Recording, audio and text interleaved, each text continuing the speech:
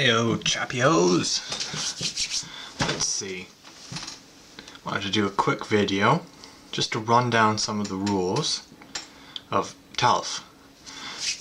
Now, admittedly, I've heard this pronounced Tafl and Tulf and all sorts of things, so I'm just going to call it Tafl because I like that pronunciation. Now, this right here is a small variation called Brandub, as far as I can work out.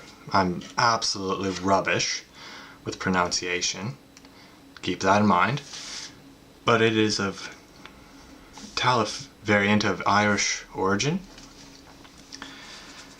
Now, I'm just using this one because it's one of the smallest variants, as you can see. It's only 7 by 7, and that just means that I can fit everything in easily and show everything to you quite big. But first of all, let's have a look at the pieces. Now, Tafl is an interesting game because it's one where the two sides are unequal completely. So what you've got here is your attackers, which all sit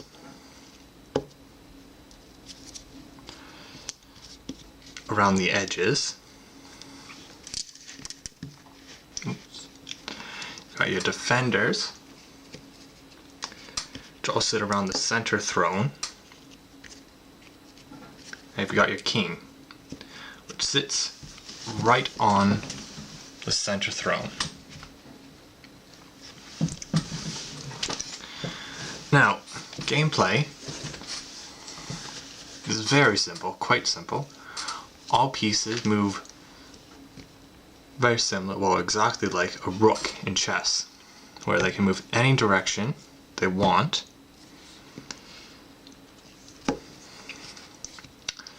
In a straight line, but never diagonal.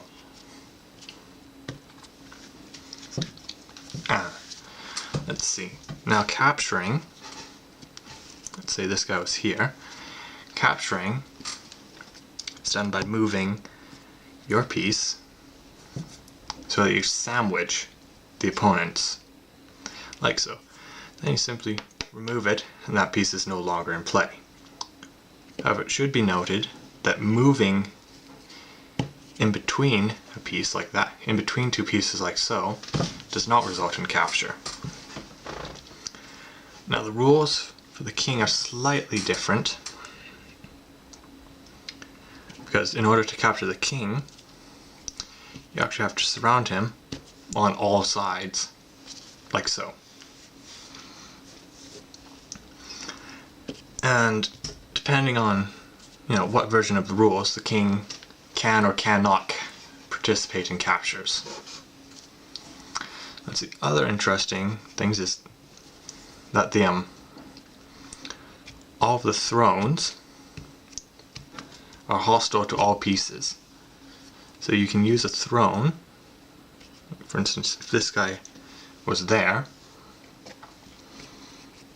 move that guy in there, and this guy's removed, because this throne, counts as an opposing piece.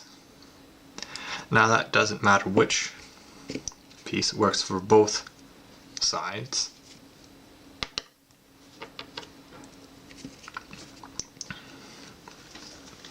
So, let's get a bit into gameplay. Okay. Now, the attackers move first, then defend second, if you hadn't worked that bit out yet. The defender's goal is to get the king from the center throne to any of the corner thrones, whereas the attacker's goal is to capture the king. Now this is interesting because the balance of power actually switches and changes. So one side has the advantage during the beginning of the game, and one side during well, the latter part. A few other things that should be noted is that no piece except the king can land on any of the thrones.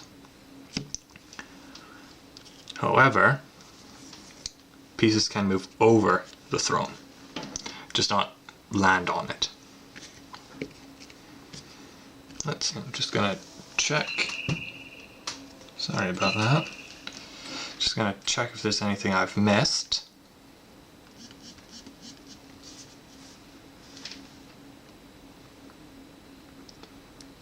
No, I believe that's it. Oh, there's, probably something, but I'm sure you chaps are bright enough to work it out. So, cheerio.